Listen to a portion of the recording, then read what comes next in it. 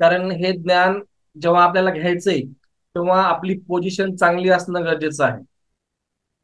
कारण पोझिशन चांगली नसेल तर आपलं माइंड फ्रेश राहणार नाही, आणि माइंड फ्रेश नसेल तर आपण जे काही सांगणार आहोत ते डोक्यात घुसणार नाही. आणि आपली ट्रेनिंग ही डोक्यात घ्यायची असते, पोथीप्रमाणे ऐकायची नाही. कारण पोथीप्रमाणे ऐकणारा व्यक्ती उत्पादन घेऊ शकत नाही. आपल्याला 100 टनापेक्षा जास्त जायचंय, त्यासाठी आपल्याला थोडस जगापेक्षा वेगळं करणं गरजेचं आहे. कारण जे 100 टनापर्यंत पोहोचवले त्यांनी काय केलं, त्या लोकांना रिझल्ट का येतो, आपल्याला रिझल्ट का येत नाही, ह्या सगळ्या गोष्टीचे बारकावे आजच्या ट्रेनिंग मध्ये होणार आहेत. तत्पूर्वी मी माझा परिचय देतो. माझं नाव दत्ता कंकाळ. जवळपास 2007 पासून मी या फील्डमध्ये प्रॅक्टिकल नॉलेज घेऊन तुम्हाला नॉलेज देत असतो.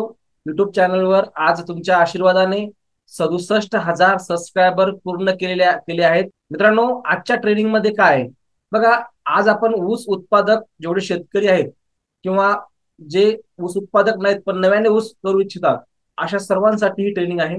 या ट्रेनिंग मध्ये आपण जास्तीत जास्त वही घेऊन बसा, स्क्रीनशॉट काढा, किंवा आपण याचं शेड्यूल सुद्धा आपल्या जे आपले लोक आहेत ज्यांना आपल्याला या पद्धतीने जायचंय त्यांना आपण शेड्यूल सुद्धा शेअर करूया. बघा, कुठलंही पीक जर उत्पादन घ्यायचं असेल तर विशिष्ट असं शेड्यूल नसतं. आता बरेच जण म्हणतात, सर मला हे शेड्यूल पाठवा, ते शेड्यूल पाठवा. बघा, शेड्यूल काय नसते. काही बेसिक गोष्टी असतात. म्हणजे एनपीके रेशो आणि मायक्रोन्यूट्रनचा रेशो जर आपण व्यवस्थित मेंटेन केला तर नंतर या सगळ्या गोष्टी आहेत. त्यामुळं आपल्याला सुरुवातीला एनपीके रेशो मेंटेन करायचा आहे आणि बाकीचं ज्या गोष्टी आहेत, मातीचं आरोग्य, ह्या दोन गोष्टीवर फोकस करायचं. आता आपण शेअर करूया, 2 मिनिटात माझी स्क्रीन शेअर करतो मी. ऊस लागवड एकात्मिक कीड अन्नद्रव्य व्यवस्थापन. बघा, यामध्ये एक गोष्ट लक्षात ठेवा, काम कोठं होणं गरजेचं आहे. झाडाची गरज ओळखा आणि त्यानुसार शेड्यूल ठरवा. बघा, आपलं जे जेवढं बी उत्पादन आहे 3 गोष्टीवर अवलंबून आहे, आणि या 3 गोष्टींमध्ये आपण कोणत्या गोष्टीला फोकस करतो आणि त्यामुळे खर्च वाढतो हे तुम्हाला मी सांगणार आहे. बघा, 20% आपला वातावरणावर डिपेंड आहे, की जो आपण यावर आपलं कंट्रोल नाही. बरोबर आहे. त्यानंतर 72% पाण्यावर आहे. किती टक्के? 72%. आणि 8% काय? खत, फवारणी, पीजीआर, टॉनिक, हे जेवढं की सध्या मटेरियल चालू आहे, म्हणजे जो बाजार मांडलेला आहे तो फक्त 8%मध्ये. आणि उत्पादन जर विचार केला तर पाण्यावर 72% आहे, वातावरणावर 20%.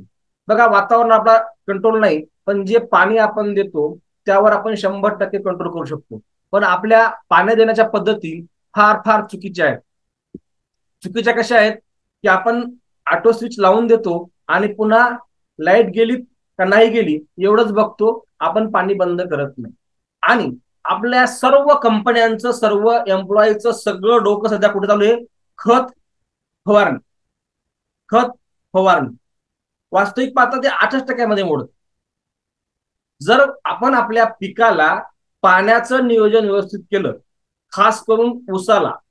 बघा, ऊसाला पाणी देण्याची पद्धत फार जुनी कशी आहे, आपण पाठ पाण्याने पाणी देत होतो.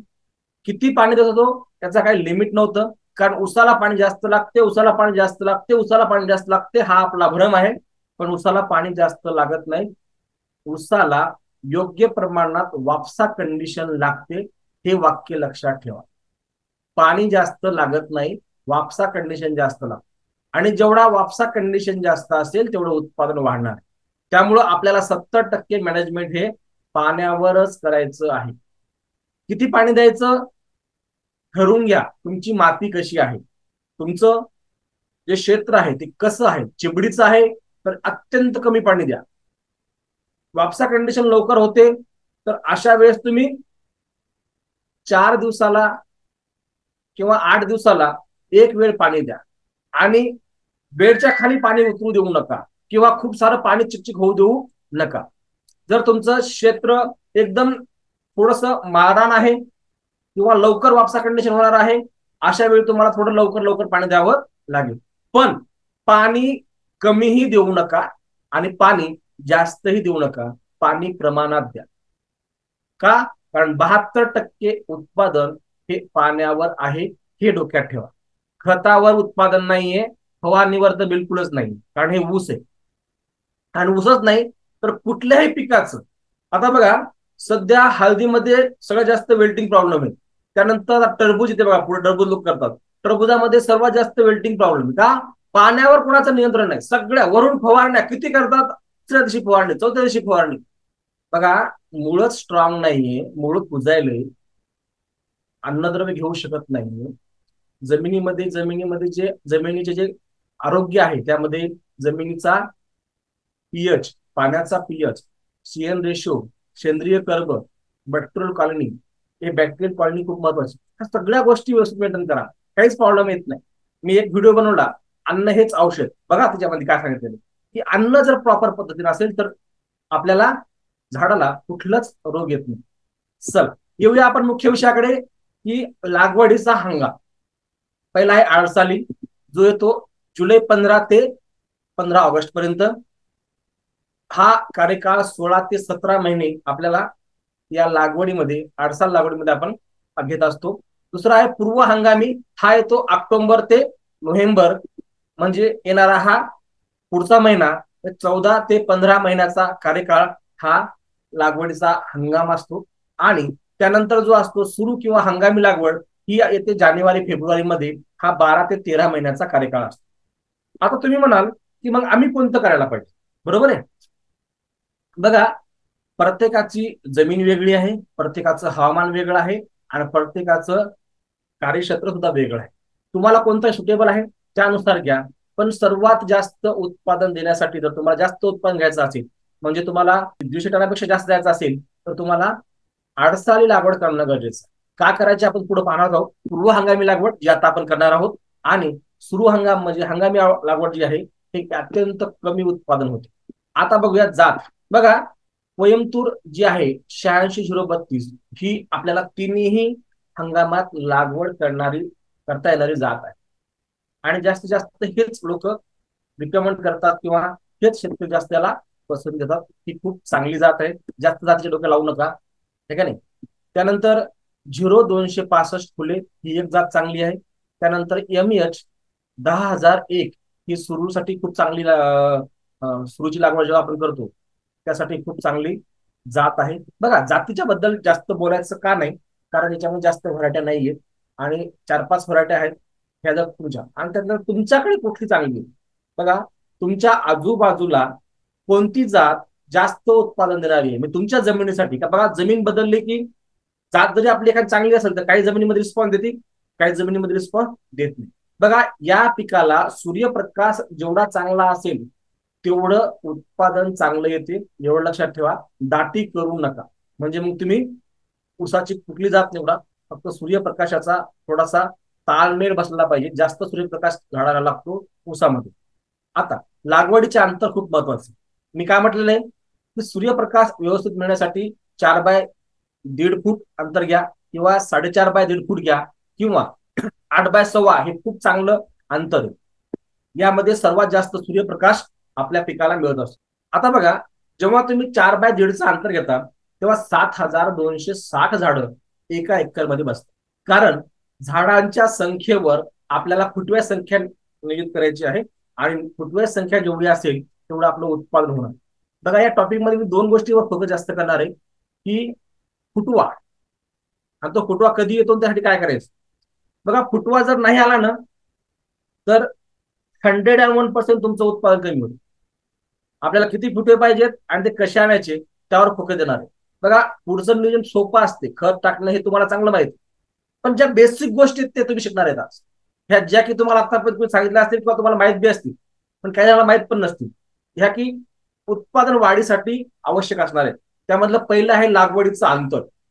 अंतर शक्यतोवर बरेच जण काय करतात, 3 फुटा सरी घेतात, एकदम अंतर दाटते, एकदम गजगज होते, आणि तिथं सूर्यप्रकाश व्यवस्थित खेळत नाही, त्याला 50-60 टनाच्या वर उत्पादन होत नाही. आणि आपलं लय जण, बऱ्याच शेतकऱ्यांचा हाच प्रॉब्लेम. नाही सर, एवढं अंतर राहते, मग डुकरं खेळतात, मग माणसं खेळतात. हा भ्रम डोक्यातून काढून टाका. जेवढं ऊसामध्ये अंतर जास्त तेवढं उत्पादन जास्त. हे डोक्यात ठेवा, कारण हा C4 मधला पीक आहे. तुम्ही जर लागवडीचं अंतर 4.5 बाय 1.5 घेतलं तर 6,453 झाडं बसतात, आणि हेच जर तुम्ही अंतर 8 बाय 1.25 घेतलं तर 5,000 झाडं बसतात. आता बघा, जेव्हा तुम्ही एका झाडाला 12 फुटवे आणण्याचं तुमचं टार्गेट आहे, तर उत्पादन किती होऊ शकते बघा. जर तुम्ही 4.25 घेतलं तर 7,260 रोप होतात, आणि एकूण त्याला फुटवे किती येतात, 12 फुटवे जर केला आपण तर 87,120 फुटवे येतात. आणि एक फुटवा जर 2 किलो भरला तरी आपण 150 टनापर्यंत जाऊ शकतो. म्हणजे 2 किलो, मला तरी वाटतं की 2 किलो सहज एक ऊस भरतो. बरोबर आहे. हे हे आहे अंतराचं गणित. पण फुटवे 12, आपलं हे सगळं येतं पण फुटवे 12 येत नाही. आपले फुटवे पहिल्याला 25 असतात आणि नंतर 5 राहतात. असं होते ना. कार आता तेही पाहूया आपण. दुसरं आहे 4.5 बाय 1.5 फूट. यामध्ये 6,453 लोक बसतात, 77,436 फुटवे येतात, आणि एक फुटवा जर 2 किलो भरला तरी 1,150 टन आपण उत्पादन घेऊ शकतो. त्यानंतर 8 बाय 1.25 फुटावर जर आपण गेलं तर जवळपास 5,400 झाडं बसतात, आणि 68,800 फुटवे एका एकरमध्ये येतात, आणि एक फुटवा 2 किलो जर भरला तरी जवळपास 129 टन आपण उत्पादन घेऊ शकतो. म्हणजे 100च्या वर आपण उत्पादन आरामशीर घेऊ शकतो. फक्त फुटवे 12 हे डोक्यात ठेवा. फुटवे आपल्याला 5 असले तर आपण निम्म्यावर पेक्षा कमी येणार आहे. बरोबर आहे. म्हणजे जर फुटवे आपले 5 असतील तर 40-50 चौथा आपल्याला येणार आहे. पण आपल्याला 100च्या आत यायचं नाहीये, कारण आपण ऑलरेडी बरेच यामध्ये काही असे आहेत की जे 100+ वाले आहेत लोक, त्यांनी ऑलरेडी केलेले, मग त्यांना 100+ काही वाटणार नाही. पण जे आता 100+ मध्ये आहेत ते 150 वर कसे जातील, ते 150 मध्ये आहेत ते 200 वर कसे जातील, या ट्रेनिंग मध्ये तुम्हाला बऱ्याच गोष्टी शिकायला मिळणार आहेत. त्यामुळे शेवटपर्यंत राहा. बघा, जास्त उत्पादनासाठी आपल्याला 2 झाडाचं अंतर महत्वाचं आहे. जर तुम्ही 8 बाय 1 अंतर घेतलं, 8 बाय 1.25 घेतलं, आणि झाडाची संख्या मेंटेन केली की जवळपास 5,400 झाड लागले, त्यामध्ये 68,800 फुटवे आले. पण तुमचं 1 किलो जरी उत्पादन वाढलं, म्हणजे जसं आपण पहिल्यामध्ये 2 किलो धरलं होतं, जर आपण 3 किलो उत्पादन वाढलं आपलं, 3 किलो कसं वाढत त्याला मी सांगणार आहे पुढे. मी 3 किलो कसं वाढते तसं पाहिलं तर एका झाडापासून आपल्याला 5 किलो उत्पादन मिळायला पाहिजे. हे जे पूर्ण शेड्यूल तुम्हाला दिलं तर 5 किलो उत्पादन मिळू शकते. फक्त तंतोतंत त्याचं शेड्यूल फॉलो करा.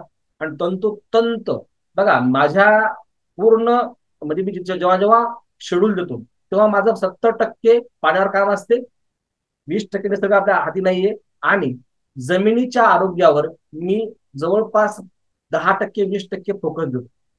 कारण त्यामध्ये जमिनीचं आरोग्य पण आलं. पाण्याचं जे वॉटर मॅनेजमेंट आहे, पाणी आणि जमीन हे एकमेकाशी अवलंबून आहे. पाणी जास्त झालं तर जमीन काम करत नाही. पाण्याचं आणि जमिनीचं खूप जवळचं नातं आहे. म्हणजे 72% आपण काम करतो, हे 8% काय नाही, हे फक्त आपला पैसे कमवण्याचा बाजार आहे. आपण कोणाला दोष देत नाही, पण हे सत्य आहे. आपल्याला तिथे डोकं लावायचं नाही.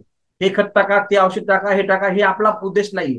काही विकणं हा बी आपला उद्देश नाहीये. शेतकऱ्याच्या उत्पादनात भर पडावी हा आपला मुख्य उद्देश आहे. अडसाल लागवडीत उत्पादन जास्त का? बघा, हा एका महिन्याला 3 ते 4 कांडे तयार करतो. ऊस जो आहे म्हणजे लागवडीपासून हा 17 महिन्यामध्ये दर महिन्याला 3 कांडे तयार होतात. म्हणजे आडसाळी लागवडीमध्ये 17 × 3 51 कांडे येतात. किती येतात? 51 कांडे. पूर्व हंगामीमध्ये 14 महिन्याचा कार्यकाळ असतो. 14 × 3 म्हणजे 42 कांडे तयार होतात. बघा, उत्पादन कसं वाढणार आहे आणि हे कसं करायचं हे तुम्हाला अगोदर काय सांगत आहे की आपल्याला आधी माहित पाहिजे की आपलं टार्गेट काय आहे. आपल्याला फुटवे किती पाहिजेत, कांडे किती पाहिजेत, झाडांची संख्या किती पाहिजे, आणि त्यावर ठरते की उत्पादन किती येणार. काही मोगम काही होत नसते. उगा आणलं, ऊस लावला, पाणी दिलं, बांधावर बसले, आहे का नाही, मोबाईल काढला, मोबाईल मध्ये गाणे चालू, पाणी चालू, काही होत नाही. कुठं पाणी कमी आहे, कुठं जास्त आहे. बघा, शेती हा आयऱ्या गैऱ्या धंदा नाही. तुम्हाला जर आयऱ्या गैऱ्या धंदा करत असाल तर तुम्ही शेती का आणि काहीतरी एखाद्या ठिकाणी जमीन घ्या, फ्लॅटची, प्लॉटिंगची, तिथे जाऊन काहीतरी करत बसा. नाहीतर शेती तुम्हाला 100% तुटत आहे. कारण ही अभ्यासू लोकांची शेती झाली. पहिला काळ होता की काही टाकले काही यायचं, आता काही येत नाही. तुम्हाला प्रॉपर लक्ष द्यावंच लागेल. आणि ज्यांचं नॉलेज कमी आहे ते शेतीमध्ये सक्सेस होत नाहीत, त्यांना नॉलेज वाढवावं लागेल. बघा, पूर्व हंगामीमध्ये आपल्याला 14x3 कांडे जरी आले तरी 42 कांड तयार होतात, आणि सुरू हंगामामध्ये 12x3 कांडे झाले तरी 36 कांडे तयार होतात. बघा, 8 सालीमध्ये 51 कांडे व्हायलेत. ते 3 कांडे दर महिन्याला जर 3 कांडे तयार झाले तर 51 कांड्यापर्यंत ऊस जातो. आता 8 सालीमध्ये आपण लागण करतो ती 15 जुलैच्या आत नसावी, कारण तुरा येतो, बरोबर आहे. त्यानंतर लागवडीनंतर 28 दिवसाला शेंडा खुडायचा. का खुडायचा? कारण फुटवे किती पाहिजे आपल्याला? 12. आपण जर 10 जरी आले तर उत्पादन किती होते बघा, 5 किलो एक ऊस देतो तुम्हाला, 5 किलो. जर तुमचे कांडे किती असले तर 50 असले तर 5 × 10 किलो 50 किलो आपल्याला एका झाडाला उत्पादन मिळते. 50 × 5,000 जरी लावलं, वरचे 400 झाडं मेले, बरोबर आहे, कानाकोपऱ्याची झाडं खराब झाली, तरी 250 टन आपलं उत्पादन मिळतं. कोइंबतूर विद्यापीठानं या पद्धतीनं 250 टनापर्यंत अवरेज काढले, बऱ्याच शेतकऱ्यांनी काढले. पण त्यांनी एक चूक केलेली आहे की प्रमाणापेक्षा जास्त खत वापरणे. आणि नंतर काय झालं, आता कोल्हापूर साईडला मी जेव्हा मला फोन येतात की सर आमच्या ऊसाला वाढ नाही, सर आमची जमीन थोडी खारपट आहे, म्हणजे टीडीएस पण वाढलेला आहे, कारण नदीचे पाणी खूप पात्र जास्त आहे, त्या ठिकाणी टीडीएस पण वाढलं, जवळपास तिथला टीडीएस 3,000+ आहे, आणि 3,000 टीडीएस वर काहीच काम करत नाही, आणि तिथं त्यांनी खत भरपूर टाकलेली, त्यामुळे जमिनी बंजर होत गेले नाही. ते लोक आज परेशान आहेत, त्यांचं 50% उत्पादन नाही. आणि ज्यांनी कमी कमी हे टाकलं, खत टाकलं, व्यवस्थित सेंद्रिय कर्ब मेंटेन केलं, त्यांचं आजही उत्पादन चांगलं आहे. कारण जमिनीचं आरोग्य दुरुस्त ठेवून जर आपण उत्पादन काढलं तर ते आपल्याला लाईफ टाईम जमीन उत्पादन देणार आहे. पण 1-2 वर्ष तुम्ही 250 टन काढलं आणि पुढे 50 टन बी निघत नाही, तर हा आपला दोष. त्यामुळं जमिनीच्या आरोग्याचा विचार करणं गरजेचं. बघा, आता बेडची जाडी खूप महत्वाची आहे. किती झाला पाहिजे? 6 फूट 6 फूट असे अंतर दोन्हीमधलं असायला पाहिजे, आणि या पद्धतीने सरी घ्यायला पाहिजे. आता ही जी सरी आहे, पुढे आपण सांगणार आहोत, तरी पण आपण घेऊया की ही जी सरी आहे याचं जे खोली आहे, ही खोली जास्त नको. बघा, बरेच जण काय करतात, या खोलीमध्ये ऊस टाकून देतात. बघा, ही जी खोली आहे प्रत्येकाची, ही जवळपास 9 इंचापासून 12 इंचापर्यंत प्रत्येकाची, म्हणजे आपण नाली मारतो त्याच्यामध्ये आपण पाणी सोडतो आणि त्याच्यामध्ये आपण ऊस लागवड करत असतो. हे पाच पाणी ज्या पद्धतीने देतात त्या पद्धतीने आपण सरी करत असतो. पण यामध्ये होतं काय की जेव्हा आपण 12 इंचापर्यंत ही गाडतो आणि यावर पुन्हा 1 फुटाचा थर लावला जातो, म्हणजे जर या ठिकाणी हे ऊसाचं कांडा असेल तर इथून वर येण्यापर्यंत जवळपास 2 फूट, 2 फूट काय होते, याला मागतून वर यावं लागतं. आणि इथं जो 40 दिवसाला येणारा फुटवा आहे तो तुम्हाला व्यवस्थित मिळत नाही, कारण 40 दिवसामध्ये याला वाढ व्हायला भरपूर वेळ खातो. आणि दुसरी गोष्ट, हा झाला एक पॉइंट. दुसरी गोष्ट काय की जेव्हा 9 इंचाच्या खाली बॅक्टेरियल कॉलनी कमी आहे, आपल्या जमिनीमध्ये 9 इंचापेक्षा खाली बॅक्टेरियल कॉलनी कमी आहे, जी जमीन उपजाऊ नाही. आणि ज्या जमिनीमध्ये सेंद्रिय कर्ब कमी आहे, ज्या जमिनीमध्ये मायक्रोन्यूट्रिएंट कमी आहे, म्हणजे जिथं जमिनीचं आरोग्य कमी कमी होत जातं, बिघडलेलं असतं, अशा ठिकाणी आपलं ऊसाचं कांड जाऊन पडतं. बघा, ऊसाची मुळं ही जास्त लांब नसतात, ऊसाला सोटमूळ नाहीये, आणि त्यामुळं हे फार जमिनीपासून 4 बोटाच्या अंतरावर किंवा जास्तीत जास्त 1 फुटाच्या अंतरावर आपल्या मुळ्या पसरवतात आणि तेवढ्यामधलं अन्न घेतात. आता तुमचं ऑलरेडी खोल पडलंय आणि ते मुळ्या बघा त्यांच्या अशा खाली गेलेल्या असतात, म्हणजे खालच्या बाजूने गेलेल्या असतात, म्हणजे ऑलरेडी ते 1 फूट गेले, पुन्हा 6 इंच खालच्या बाजूला जातात. आणि मग खालच्या बाजूला एक तर बॅक्टेरियल कॉलनी कमी आहे, खताची जी मात्रा आहे ती वरच्याच त्याच्यामध्ये आहे, कारण आपण जेव्हा वरून खत देतो तेव्हा ते 6 इंचापर्यंत मातीमध्ये मिक्स होतं, नंतर खाली पाणी जातं. पहिल्या 6 ते 9 इंचामध्ये बॅक्टेरियल कॉलनी, आपलं दिलेलं अन्नद्रव्य हे वर राहतं, आणि वर राहिल्यामुळे खाली असलेली मुळे वरचं अन्न घेत नाही. म्हणून आपण जे पाठ पाण्यानं उत्पादन कमी येते त्यामधलं हे मुख्य कारण सुद्धा आहे. मग आपण काय करायला पाहिजे? जरी तुमच्याकडे तुम्ही पाट पाण्यावर लावणारा ड्रीप नाहीये, तरी सुद्धा हा जो बेड आहे, ज्याला आपण नाली म्हणू, सरी म्हणू, तुम्हाला काय, मला माहित नाही शब्द काय आहेत, नाली, सरी, बेड काय म्हणतात ते, पण ही जी सरीची खोली आहे, या नालीची खोली आहे, ही जास्तीत जास्त 6 इंचापर्यंत करायची. किती इंच करायची? 6 इंच. फक्त आपला ऊस त्यामध्ये बुजला पाहिजे, बस. आपल्याला ऊस खोल लावायचा नाही. ऊस उघडा पडला म्हणजे काय लय मोठा लॉस होत नाही. ऊस फक्त झाकला गेला पाहिजेत आणि चांगल्या बॅक्टेरियल कॉलनीमध्ये झाकला गेला पाहिजे.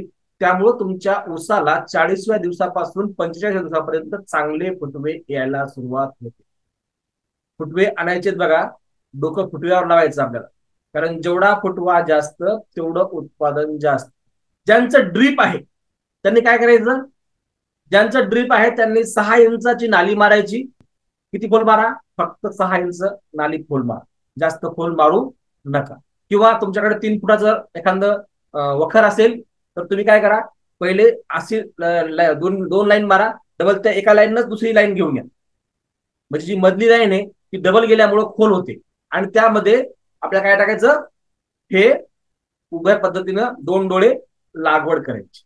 आणि जर तुमच्याकडे रोप असेल तर तुम्ही 1.5 फुटावर तुमचं रोप लावायचं. जास्त रोपाला जास्त खोल लागत नाही, म्हणजे वरच्या भागामध्ये चांगल्या सुपीक जमिनीमध्ये आपलं रोप लागणं हा उद्देश आपला आहे. खोल लावणे हा उद्देश नाही. पहिले काय होतं हे नका सांगू. पहिले लोक फक्त जगापुरतं उत्पादन काढायचे. आता आपलं पोट खूप मोठं झालेलं आहे, आपला खिसा लय मोठा झालेला आहे, आपल्या खर्चही वाढलेले आहेत, है का नाही, आपल्या गरजा वाढलेल्या आहेत. त्यामुळे आपल्याला शेती हा व्यवसाय म्हणून करायला, गरजेसाठी मला वाटत नाही कोणी कोणाला जगायसाठी शेती करत आहे, बरोबर आहे.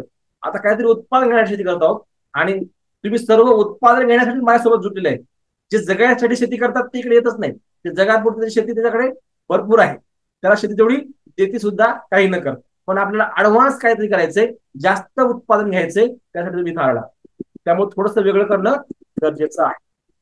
आता जेव्हा तुम्ही नर्सरी आणली, नर्सरीतून जेव्हा रोप आणले, तेव्हा मग ते केळीचे असतील, ते आपल्या टरबुजाचे असतील, झेंडूचे असतील, ऊसाचे असतील, टोमॅटोचे असतील, कुठले असो, आणल्या आणल्या डायरेक्ट शेतामध्ये लावायची नाही.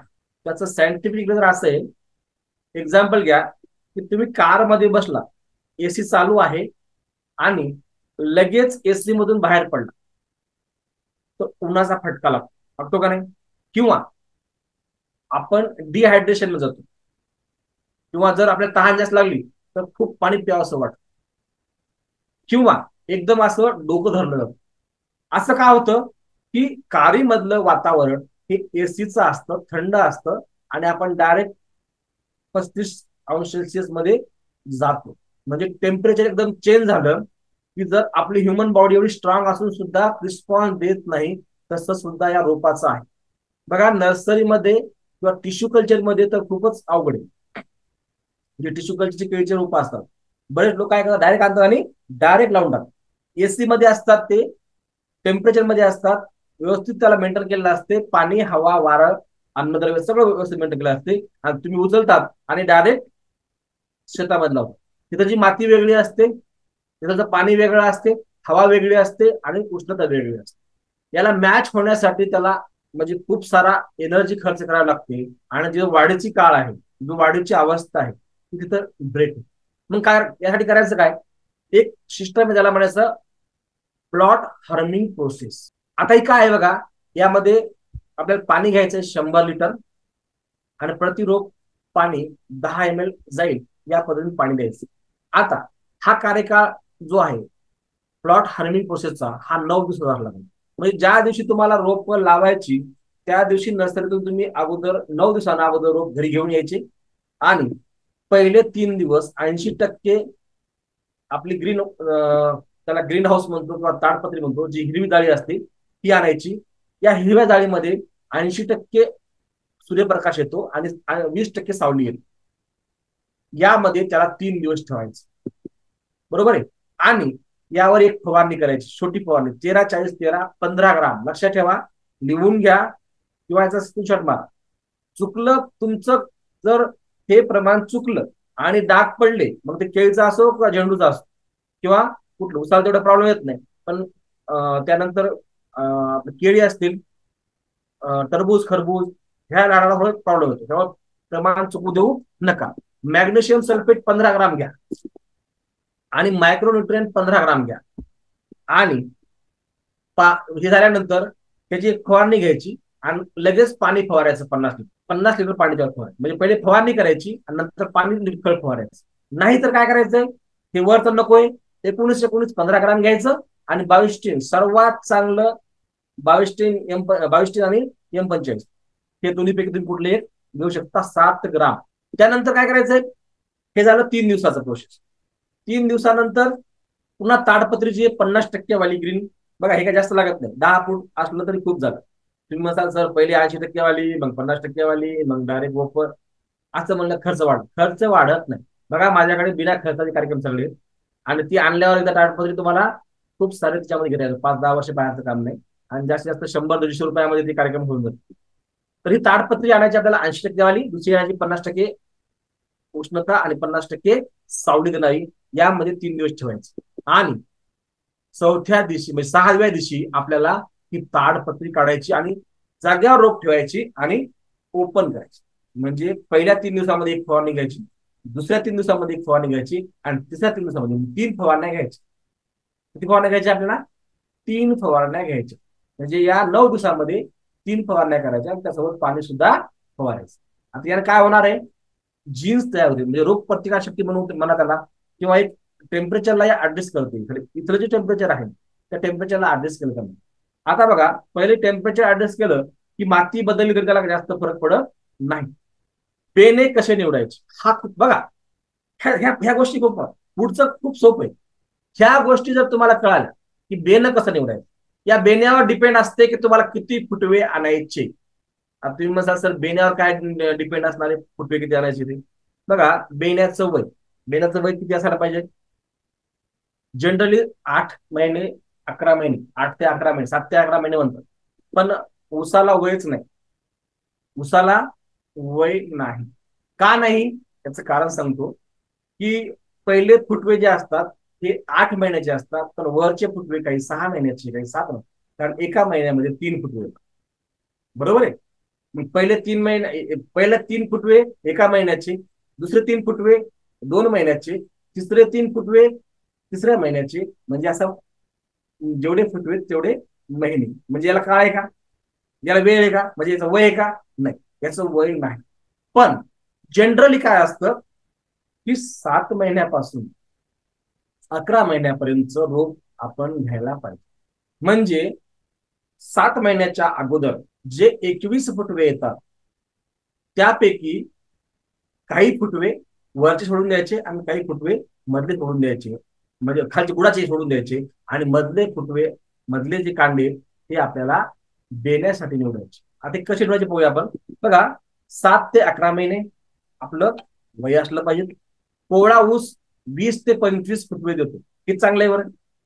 जे कोवळा ऊस असतो त्याचे फुटवे जास्त निघतात, चांगलं आहे की नाही? बिलकुल चांगलं नाही. कोवळ्या ऊसापासून निघणारे फुटवे हे फक्त शेवटपर्यंत 5च राहतात.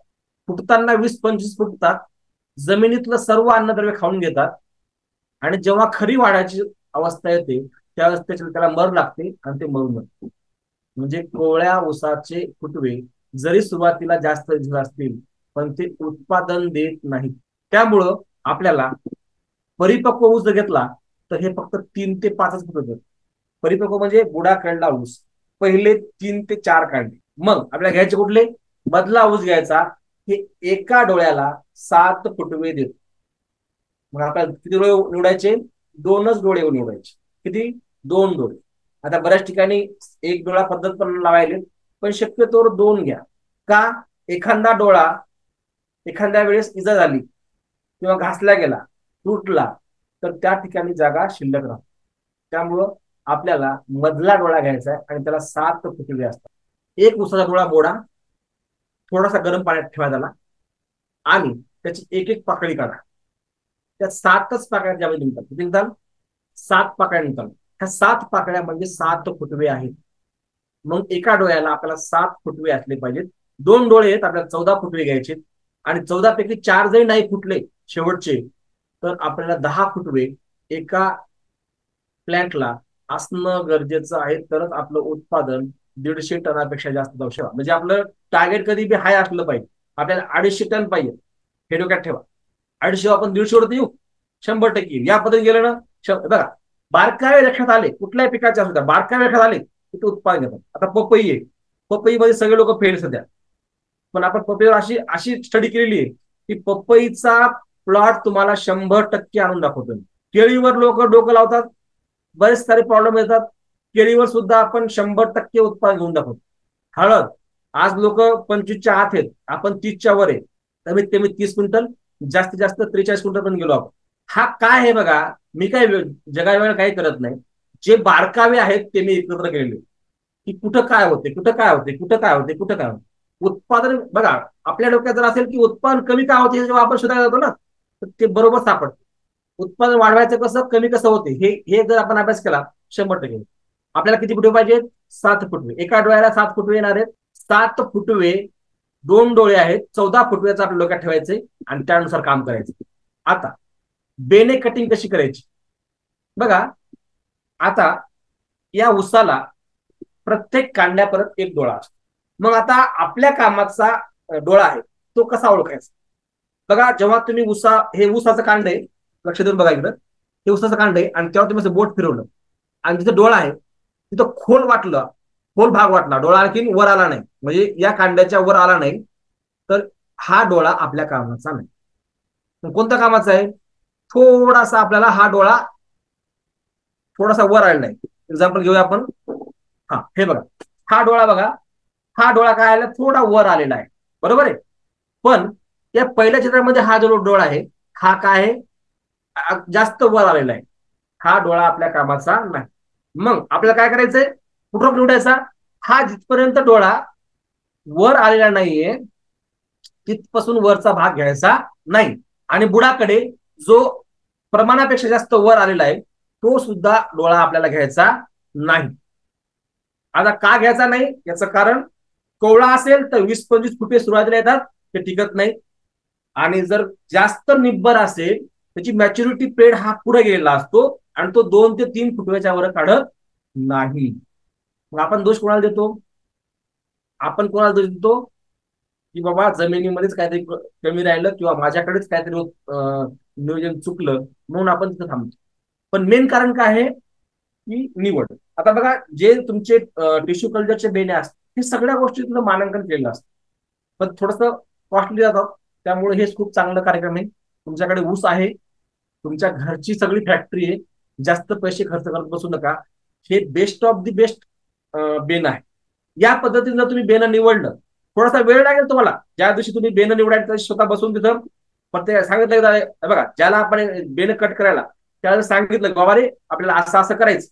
बेने कटिंग कशी करायची, हा डोळा एक पद्धतीनं, एक डोळा असेल तर एक करा आणि 2 असेल तर 2 डोळे द्या. शक्यतो 2 डोळे लावा, म्हणजे एखादा जरी हे झाला तरी काही प्रॉब्लेम येत नाही. आता येऊया आपण खत व्यवस्थापनावर. रोप लागवडीच्या आधी आपल्याला काय करायचे, एकरी 3 ट्रॉली शेणखत घ्यायचे, बरोबर आहे, आणि जिप्सम घ्यायचंय 500 kg कंपल्सरी आहे. 3 ट्रॉली शेणखत. आता शेणखत घेताना काळजी काय घ्यायची, आपलं काय होतं माहिती आहे का, आपण शेणखत कोणतं घेतो, शेवटपर्यंत आपण त्या उकरड्यावर शेण टाकत राहतो आणि शेवटचे शेण जे आहे ते सडत नाही. जेव्हा तुम्हाला हे शेणखत घ्यायचंय त्याच्यामध्ये ओलं ताजं शेणखत कमीत कमी 1 महिना अगोदर मिक्स झालेलं नसावं. त्यामुळे हुमणी आळीचा प्रादुर्भाव होतो, कंदसडीचा प्रादुर्भाव होतो, आणि ऊसामध्ये हुमणी आळी लागली की अख्ख्या मुळ्या ती खाऊन टाकते. एक तर पहिल्या ऊसाला मुळ्या कमी असतात आणि हुमणी लागली की तो ऊसाचा अख्खा प्लॉट नष्ट करतात. त्यामुळं अर्धवट कुजलेलं शेणखत नको. आता हे शेणखत तयार करताना कसं करायचं, आता बऱ्याच जणांचं पुढच्या 15 लागवड होत आहे, पण ज्यांना वेळ आहे त्यांच्यासाठी सांगतो की हे शेणखत 3 ट्रॉली घ्यायचे आणि या 3 ट्रॉलीमध्ये तुमच्या शेतामधला काडी कचरा 3-4 ट्रॉल्या आणून टाकायचे. काय करायचंय, चार एक इताचा थर घ्यायचा पहिले मातीचा, दुसरा डबल शेण मिसळायचं, नंतर काडी कचरा टाकायचा, नंतर त्यावर आपलं जीवाणू कल्चर जे आहे ते शिंपडायचं, पुन्हा जर असा थर टाकायचा, पुन्हा असं थर थर टाकत टाकत टाकत तेव्हा जीवाणू कल्चर, माती, काडी कचरा हे टाकत टाकत थोडासा थर करायचा आणि त्याला 8 दिवसामधून 2दा 3दा पाणी मारत राहायचं. असं जर तुम्ही 40 दिवस ठेवलं तर या 3 ट्रॉल्याच्या 10 ट्रॉल्या तयार होतात. त्या 3 ट्रॉल्याच्या 10 ट्रॉल्या तयार होतात. आणि ते खत अतिशय उत्कृष्ट, कुठलाच रोग येणार नाही, कुठलं फंगल लागणार नाही, कुठली भूमी लागणार नाही, कुठला वळपा लागणार नाही, इतकं जबरदस्त तयार होतं. फक्त तुम्हाला काय करावं लागतं, थोडीशी मेहनत, कोणती माती आणून टाकायची. एरवी तुम्ही शेतामध्ये भरपूर माती असते, तीच माती घ्यायची आणि त्यात मिक्स करायची. आणि काडी कचरा खूप सारा उकंड्यावरला, आपल्या याच्यावरला गाळण असते, खूप बैलाचे हे असते, खूप काडी कचरा असते, खूप गवत आपण आता शेतामध्ये टाकतो, ते सगळं त्यामध्ये टाकून द्यायचं आणि पाणी मारत राहायचं. आणि एकदम सावलीमध्ये करायचं, उन्हामध्ये करायचं नाही. त्यानंतर जिप्सम घ्यायचंय 500 आणि हे काय करायचं आपल्याला, बेडवर आथरून द्यायचं. आता या पिकाला एकरी NPK किती लागतात हे मेंटेन करणं गरजेचं. नत्र हा 140 किलो लागते, म्हणजे 360 किलो आपल्याला काय लागतो, नत्र लागतो. किती बॅग द्यावं लागतो, कमीत कमी 6 बॅग.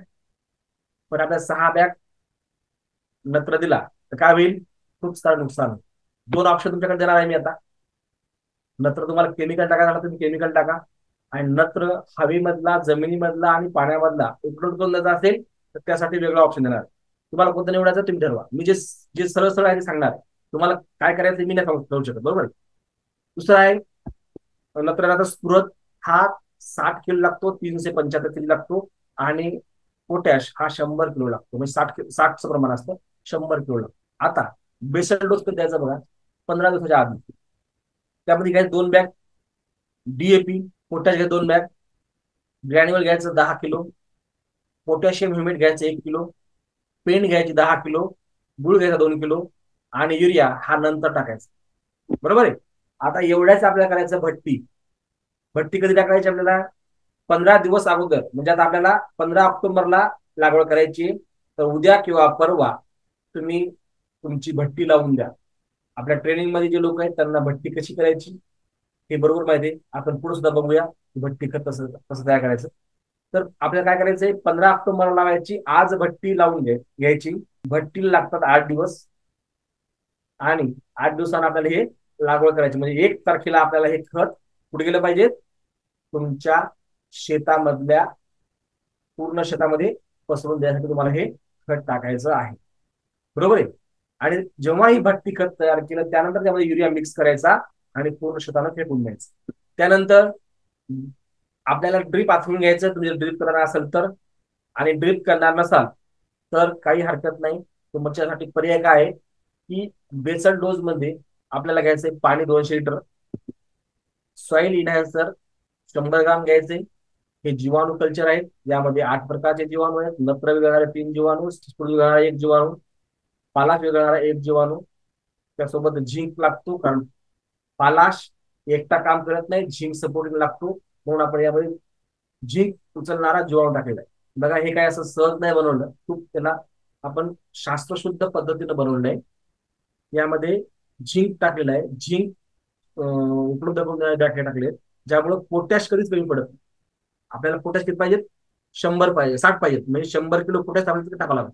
100 किलो पोटॅश 2 बॅग टाकावं लागतील. 2 बॅग जर आपल्याला पोटॅश टाकला पण तो 100% उपलब्ध होत नाही, तो 20% उपलब्ध होतो. बघा आपल्याला 60 किलो लागतो, ते प्रमाण दिले की नाही, 60 किलोच आहे. आणि आपल्याला 60 किलो येण्यासाठी या 4 पट खत टाकावं लागतं. टाकावं लागतं 4 पट टाकावं लागतं, तेव्हा ते कुठेतरी 60चा रेशो मेंटेन होतो. पण असं होत नाही, म्हणून आपल्याला उत्पादन कमी होतं. सॉइल इनहॅन्सर घ्यायचंय, त्यामध्ये 2 किलो गुळ घ्यायचा आहे आणि 2 लिटर ताक घ्यायचं. ते 8 दिवस सावलीला भिजू घालायचंय, मुरवायचंय. 8 दिवसानंतर त्याच्यावर अशी बारीक साय तयार होते, ती म्हणजे बॅक्टेरियल कॉलनी तयार होते.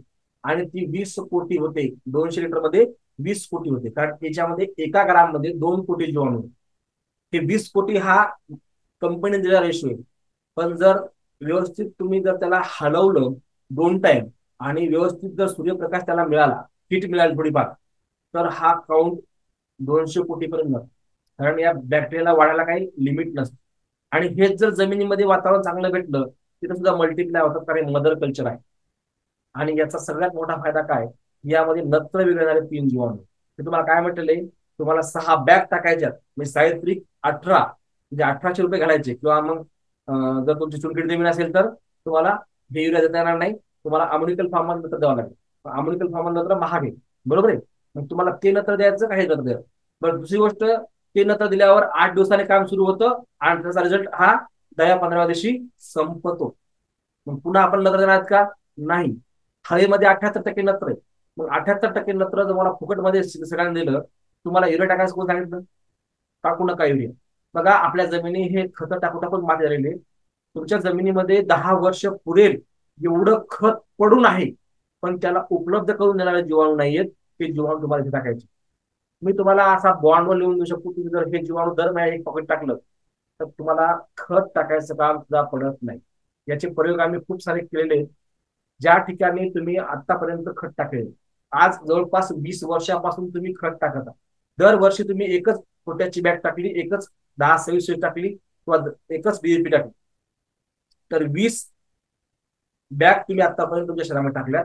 20 पैकी 5 बॅग उपलब्ध आहेत, म्हणजे ठिकाणी उचलल्यात, आणि 15 बॅग पडून आहेत.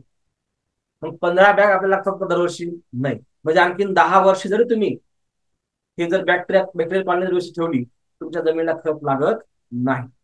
ज्या जमिनी लिच आउट होतात त्या जमिनीमध्ये फक्त हे खत साठून नाहीये, पण ज्या जमिनी लिच आउट होत नाही त्या जमिनीमध्ये हे खत आणखी साठून नाही. त्याला उपलब्ध करून देणारे जीवाणू आपण बांधलेले आहेत. वेगवेगळ्या प्रकारचे ऍसिड टाकून, वेगवेगळ्या प्रकारचे केमिकल औषधं जमिनीमध्ये सोडून, वेगवेगळ्या प्रकारच्या बुरशीनाशके आपण जमिनीत सोडून आपण सगळे ह्या बुरशा मारलेल्या आहेत, सगळे जीवाणू मारलेले. हे जीवाणू आपण टाकायचे. त्यानंतर बेने प्रक्रिया. बघा, बेने प्रक्रिया करण्यासाठी आता बेने प्रक्रिया 90% लोक करत नाहीत, कारण खूप मोठं वजन वाटते लोकांना, ते उचला खाटली कधी करत नाही. पण बेने प्रक्रिया केली तर फायदा काय होतो बघा. आपल्याला काय करायचंय, 2 पद्धतीने बेने प्रक्रिया करायची. तुम्हाला जी योग्य वाटेल ती करा, तर मी तुम्हाला दोन्ही पद्धती सांगणार. पहिली आहे गरम पाणी. काय करायचंय, आपण आपल्या शेतामध्ये चूल तयार करायची आणि एक मोठं पातेलं घ्यायचं आणि त्याच्यामध्ये गरम पाणी तयार करायचं, आणि त्या गरम पाण्यामध्ये आपलं कांड बुडवायचं, जराशी कांडे बुडवायचे आणि हे करायचं. आता हे बुडवायचे कसे?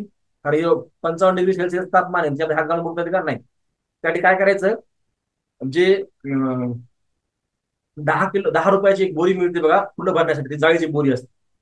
त्या बोरीवर असं पूर्ण हे टाकायचे आणि दोघांना धरायचं आणि बुडवायचं आणि वर काढायचं आणि पाळून ठेवायचं. आता हे केलं असं काय होणार? 2 गोष्टी होणार. जो डोळा आहे तो डोळा ऍक्टिव्ह होणार गरम पाणी मिळाल्यामुळं, आणि या ऊसावरती जो बी फंगल आहे, बॅक्टेरिया आहे, जे बी हानिकारक बुरशी आहे, ती सगळी नष्ट होणार. आणि नंतर काय करायचंय, आपलं हे जीवाणू कल्चर आपण जे तयार केलेलं आहे त्यातलं 5 लिटर 50 किलोच्या पाण्यामध्ये टाकायचं आणि त्यामध्ये हे बुडवायचं आणि शेतामध्ये लावायचं. आता या जीवाणू कल्चरचा काय फायदा? यामध्ये सुडोमोनास हा जीवाणू सांगायला तुम्हाला. सुडोमोनास काय करतो? जमिनीतली बुरशी नष्ट करतो. त्याचबरोबर NPK 3 जीवाणू, स्फुरद विरघळणारा, पलाश विरघळणारा, झिंग विरघळणारा, हे जवळपास 3 आणि 2 5 6 बॅक्टेरिया हे. आता हे बॅक्टेरिया मरणार का? कारण हे या उसाला लागले आणि उन्हामध्ये गेले, ते बॅक्टेरिया मरणार. मग काय फायदा? याचा फायदा असा आहे की या बॅक्टेरियाची जी बॉडी असते, ही बॉडी झाडाचं अन्न आहे. ही बॉडी काय आहे? झाडाचं अन्न. आणि जेव्हा हे झाडाच त्याला चिपकून राहतात, तेव्हा हे जे खोड आहे, हे खोड काय करते? त्याला ऑब्झर्व करते, म्हणजे जे अन्न तयार होते आणि उगवण शक्ती लवकर होते. म्हणजे 40व्या दिवशी तुम्हाला फुटवा होतो, बरोबर आहे. त्यामुळे ही तुम्हाला करायची नाही. आणि हे जर नसेल पाहिजे तुम्हाला, तर आपलं ऍग्री 82 घ्यायचंय, 250 ml 200 लिटर पाण्यामध्ये टाकायचंय आणि त्या पाण्यासोबत M45 हे बुरशीनाशक टाकायचं आणि त्यामध्ये बुडवायचं आणि लावून टाकायचं. सगळ्यात बेस्ट. हे नाही करायचं, वरचं नाही करायचं तर खालचं का. लागवडीनंतर दुसऱ्या दिवशी काय करायचं, कळीचा चुना बाजारात मिळतो, हा 5 किलो घ्यायचा आहे आणि गंधक घ्यायचं 500 ग्राम. आणि हे काय करायचं, याची ऍग्री 82 सोबत घ्यायचं का? कारण त्याला आत नेऊन घातलं पाहिजे. कारण ऍग्री 82 काय करतं, जमिनीमध्ये 16 इंचापर्यंत ह्या सगळ्या घटकाला घेऊन जातं, कारण ते वेटरचं काम करतं. या तिन्हीचं कॉम्बिनेशन करायचं आणि लागवड केली की दुसऱ्या दिवशी जमिनीवर याचा ड्रिचिंग करा. जिथं तुमची नाली आहे त्या नालीवर बरोबर ड्रिचिंग करायचं. कळीच्या चुन्यामुळे काय होतं, गंधक आणि कळीचा चुना जर्मिनेशन साठी खूप चांगलं काम करतात आणि त्यामुळं काय होतं, आपले दोन्ही डोळे हे 100% उगवतात. आणि जेव्हा दोन्ही डोळे 100% उगवले तेव्हा आपलं 1% जे यश आहे, म्हणजे आपल्याला जे फुटवे आपल्याला किती पाहिजे, 14. बरोबर आहे. तर दोन डोळे उघडले तर 7 जोडी 14 डोळे आपल्याला 100% 14चं फुटव्याचं आपलं जे मानांकन आहे, जे आपलं जे टार्गेट आहे ते कम्प्लीट होणार. एकाच वेळी सर्व डोळे जन्माला येतात. म्हणजे काही पहिले काय होते, काही डोळे अगोदर जन्माला येतात, नंतर काय येतात. कैचा चुना जो आहे हा हिट निर्माण करतो आणि जर्मिनेशन खूप चांगलं होतं. आता लागवडीनंतर आपल्याला फुटवा 2 वेळा येत असतो. पहिला येतो 40 ते 55 दिवशी, आणि त्यासाठी हे पहिले नियोजन करणं गरजेचं आहे. म्हणजे बॅक्टेरियल कॉलनी व्यवस्थित असणं गरजेचं आहे. त्यामध्ये आपला रासायनिक खत आणि शेणखत आणि जिप्सम, ह्या सगळ्या गोष्टी आपल्याला तिथं मेंटेन करायच्या. कारण याच्यामधलं जे पोटॅश आहे ते 40व्या दिवशी लागू होते, स्फुरद हा 30व्या दिवशी लागू होतो. म्हणजे बरोबर आपण एका महिन्यानंतर आपली खते ही लागू व्हायला सुरुवात होतात. तोपर्यंत झाड काय करतं, जवळपास जेवढं अन्नद्रव्य आहे जमिनीमध्ये पडून आहे ते उचलतं आणि लगेच हे सुरू होतं. आणि दुसरा जो कार्यकाळ आहे तो 65 ते 75 दिवसाचा आहे. म्हणजे 2 वेळा फुटवा याला आपल्याला काढता येतो. आणि एक डोळा कमीत कमी 7 फुट होईल, जे तुम्हाला मी टार्गेट दिलेलं आहे. आता लागवडीनंतर 60 ते 5 दिवसांनी आपल्याला बाळ भरणी करायची. त्यामध्ये काय करायचे, 10-26-26. पण ज्याची चुनखडी जमीन आहे त्यांनी 10-26-26 घ्यायचं नाही. त्यांनी काय घ्यायचं, पुन्हा डीएपीच घ्यायचं. कारण डाय अमोनिकल फॉर्म मधला तो स्फुरद चुनखडी जमिनीमध्ये उतरला. बारकाईने लक्ष द्या, तुमची चुनखडी जमीन असेल तर तुम्ही 10-26-26 घेऊ नका. मी काय नुसतं पोपटपंची करण्यासाठी आलेलं नाहीये, थोडस लक्ष देऊन ऐका. आणि जे झोपून ऐकत आहेत त्याने उठून बसा, कारण झोपून ते निघून जाते. वर वर असले की बरोबर डोक्यात घुसते. चला, त्यानंतर डीएपी 1 बॅग घ्या, पोटॅश 1 बॅग घ्या, ग्रॅन्युअल 10 किलो घ्या, पोटॅशियम ह्युमेट 1 किलो घ्या, आणि पेंट 10 किलो घ्या. पेंट कोणती घ्यायची, सरकी पेंट घ्या, कुठली पेंट घ्या, तुमच्याकडे जे उपलब्ध आहे ती पेंट घ्या, स्वस्त आहे ती घ्या.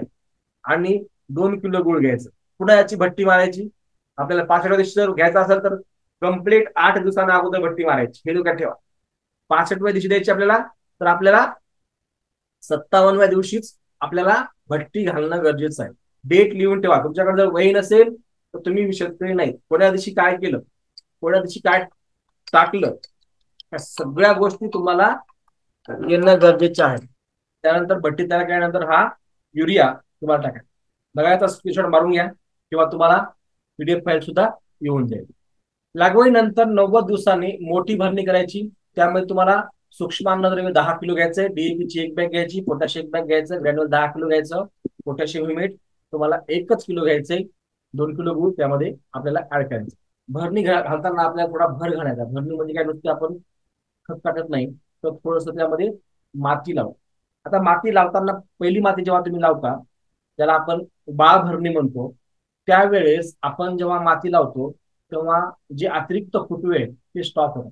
म्हणजे विनाकारण फुटवे येणार, जे कवळ्याला येणार आहेत, ते 20-25 फुटवे येणार आहेत, ते फुटवे उगवत नाही. जे स्ट्रॉंग फुटवा आहे 7 फुटव्यापैकी जो मदर प्लांटला येतो तोच फुटवा आपल्याला कार्यक्षम असतो, तोच फुटवा उत्पादन असतो, तोच फुटवा येतो. पण जेव्हा आपण पहिली भरणी करतो तेव्हा ते फुटवे बंद होतात. आणि दुसरी भरणी करतो तेव्हा ह्या ज्या मुळ्या असतात, आता ह्या मुळ्यात काय करावं बघा, तुम्ही जेव्हा शेतामध्ये चालला आणि तुमचं जर भर कमी घातलेला असेल तर ह्या मुळ्या तुम्हाला इंडिकेट करतात, सांगतात की बाबा रे, मला अन्नद्रव्याची गरज जास्त आहे आणि तुम्हाला ह्या माझ्या मुळ्या साकून टाक. म्हणजे मला आणखीन जमिनीमधलं अन्नद्रव्य उचलता येईल. कारण माझे सध्या बघा, बुडामध्ये जास्त मुळ्या नसतात. पहिले 2-3 कांड्याला जर आपण भरणी घातली, भर घातला, तर हे 3 कांड्या मिळून जे आध्या मुळ्या तयार झाल्यात ह्या जास्तीत जास्त अन्न उचलण्याचं काम करतात. कारण या मुळ्यामधूनच्या माध्यमातून आपण अन्नद्रव्य ग्रहण करत असतो. कारण याला स्रोत मूळ जास्त मोठं नाही, त्यामुळं हे या मुळाच्या माध्यमातूनच अन्नद्रव्य उचलतात, कारण मुळं खूप कमी असतात. त्यामुळं भर तिथपर्यंत घाला जिथपर्यंत याला मुळी आहे. बघा, हे शेवटची ही 2-3 मुळी आहेत. या उजव्या साईडला जो वरचा कांडा आहे तिथपर्यंत डोळा आहे आणि मुळी पण आहे. तर त्या मुळीपर्यंत आपल्याला भर घालणं गरजेचं आहे. कदाचित तुम्हाला एखाद्या वेळेस माती लावायला माणसं लावा लागतील, तरी पण हरकत नाही, कारण यावर तुमचं उत्पादन अवलंबून. झेंडूमध्ये सुद्धा हेच प्रॉब्लेम असतो. झेंडू जसं जसं आपण भर घालतो तसं तसं उत्पादन वाढतं. मी जे 100 क्विंटल पर्यंत गेलो, 120 क्विंटल पर्यंत गेलो. तर 120 क्विंटल पर्यंत जेव्हा मी गेलो, तर माझ्या 120 क्विंटल मध्ये जे मला जे गमक आहे ते म्हणजे हे भर घालणं. बघा, मी पहिल्या दिवसापासून 3दा भर घालतो. त्यामुळे होतं काय, भर घातला की वर पुन्हा मुळ्या फुटतात, पुन्हा भर घातला पुन्हा मुळ्या फुटतात, पुन्हा भर घातला पुन्हा भर घातला की मुळ्या फुटतात. त्यामुळे झेंडूला जास्त मुळ्या फुटल्यामुळे, म्हणजे ज्या की अन्न उचलणाऱ्या मुळ्या जास्त फुटल्यामुळे जास्त अन्नद्रव्य मिळतं. तसं उसाला बी आहे, जेवढं जास्त तुम्ही त्याला भर घालसाल, त्यामुळे झाकून टाकसाल, तेवढं अन्न उचललं जातं. हे बघा, ह्या गोष्टी बारकावे येतं, ह्या गोष्टी तुम्हाला लक्षात ठेवा. 100% उत्पादन वाढतं. सगळ्यात महत्वाचा प्रश्न येतो की खताची भट्टी कशी बनवायची, हा प्रश्न शेवटी येतो. म्हणून आपण घेतलेला आहे. ज्यांनी ट्रेनिंग केली नाही त्यांच्यासाठी हा मुद्दाम आपण टॉपिक घेतलेला आहे. बघा, याच्यामध्ये डीएपी घ्यायचंय 50 किलो. हे एका भट्टीचं एका एकरच तुम्हाला शेवट सांगतोय. 1 किलो घ्यायचंय पोटॅशियम ह्युमेट. हे इलेक्ट्रिक कंडक्टिव्हिटी म्हणजे चार्ज वहन करण्यासाठी वापरलं जातं. जीवाणूला ऍक्टिव्हेट करण्यासाठी ह्युमिक ग्रॅन्युअल वापरलं जातं. आणि यामध्ये 2 किलो गुळ वापरला जातो. आणि नायट्रोजनचा स्रोत असलेलं, ते तुम्हाला म्हटलं होतं मी की आपल्याला युरिया टाकायचं असतं नाही, तर नायट्रोजन, नत्र, स्फुरद, पालाश तिन्ही घटक या पेंडमध्ये असतात. तर 10 किलो ही पेंड घ्यायची. आणि आपण जेवढी डीएपीची बॅग घेतली, जेवढं आपण डीएपी घेतलं त्याच्या 3 पट माती घ्यायची. म्हणजे खत जर आपण 2 बॅग घेतल्या तर 6 बॅग माती घ्यायची. आणि शेणखत जर 50 किलो आपण डीएपी घेतली तर 50 किलो चांगलं फुललेलं शेणखत घ्यायचं. आणि या सगळ्याला एकत्र करायचं. कशावर करायचं, असा एक गोणपाट खाली आखरायचा आणि या गोणपाटावर ते सर्व एकत्र करायचे. काय करायचं, सर्व मिक्स करायचं. आणि मिक्स केल्यानंतर थोडं थोडं थोडं पाणी शिंपडायचं आणि याचा गोळा बनेल इतकं ओलं करायचं. या पूर्ण खताला मिक्स करून मातीमध्ये, शेणामध्ये आणि या पूर्ण हे जो सगळा काला आहे तो एकत्र करून त्याला काय करायचंय, गोळा बनेल असं तयार करायचं आणि याला झाकून ठेवायचं. बघा, या पद्धतीने जेव्हा गोणपाट तुम्ही घेता तेव्हा मोठं घ्या, म्हणजे तुम्हाला झाकता आलं पाहिजे त्या पद्धतीनं. आणि 3 दिवस याला काय करायचंय, काहीच करायचं नाही. चौथ्या दिवशी संध्याकाळी त्याला काय करायचंय, उघडं करायचं. उघडं करताना नाक बंद करून दस्ती बांधा किंवा रुमाल बांधा आणि नंतर उघडं करा. आणि उघडं करून त्यामध्ये हवा रात्रभर जाऊ द्या. दुसऱ्या दिवशी सकाळी पुन्हा झाकून टाका आणि पुन्हा 3 दिवस ठेवा. आणि पहिले 3 दिवस, मधला एक दिवस 4 आणि नंतर 3 दिवस, हे 7 दिवसाची प्रोसेस झाली की 8व्या 9व्या दिवशी तुम्ही याला पेडवर टाकायला तयार हो. आता याच्यामुळे काय होणार, काय फायदा याच्यामध्ये बघा. भट्टीचा पहिला फायदा आहे, नायट्रोजन हा 50% लागू होतो आणि 50% बाहेर. पण जेव्हा तुम्ही भट्टी खत तयार केलं, हा 80% लागू होतो. म्हणजे तुम्हाला 6 बॅग द्यायच्या, जिथे युरियाच्या तुम्हाला 6 बॅग द्यायच्या, तर तुम्ही 2 बॅगवर सुद्धा काम होऊ शकते. त्यानंतर स्फुरद हा 35%च लागू होतो, 65% काय होतो, जमिनीमध्ये फिक्स पडून राहतो. पण जेव्हा तुम्ही भट्टी खत तयार करता तेव्हा तो 70% पिकाला उपलब्ध होतो. म्हणजे जिथं तुम्हाला 6 बॅग टाकायच्या तेव्हा तुम्ही 3 बॅगवर तुमचं काम भेटू शकतो. पालाश हा 20% लागू होतो, 80% जमिनीत पडून राहतो. पण जेव्हा तुम्ही भट्टी खत तयार केलं तेव्हा हा 80% लागू होतो आणि 20% जमिनीत पडून राहतो. बघा, 35% स्फुरद जमिनीत पडून आहे, 65% जमिनीमध्ये स्फुरद पडून आहे आणि 80% काय पडून आहे, आपलं पालाश पडून आहे. म्हणून तुम्हाला पालाश आणि स्फुरद द्यायची गरजच नाही, कारण 20 वर्षापासून तेवढं ते पडून आहे. मग काय द्यायचं आपल्याला, पालाश विरघळणारे जीवाणू, स्फुरद विरघळणारे जीवाणू आणि नायट्रोजन विरघळणारे जीवाणू, हे जीवाणू द्यायचे, एनपीके जीवाणू द्यायचे. त्यामुळं तुमचं हे खत 100% उपलब्ध. आता तिसरा फायदा काय आहे, भट्टी खताचा तिसरा फायदा काय आहे, जो बॅक्टेरिया मारणारा गॅस आहे तो निघून जातो. मग आपण टाकलेले बॅक्टेरिया जे अगोदर असतील किंवा नंतर असतील हे जिवंत राहतात, मारला जात नाही. आणि बॅक्टेरिया जिवंत आहेत म्हणजे पहिले तर 80% लागू व्हायला, आणि पुन्हा बॅक्टेरिया आपले जिवंत आहेत हे 100% पिकाला लागू करतात. आणि आपलं उत्पादन हे 100-150 टनापर्यंत जातं.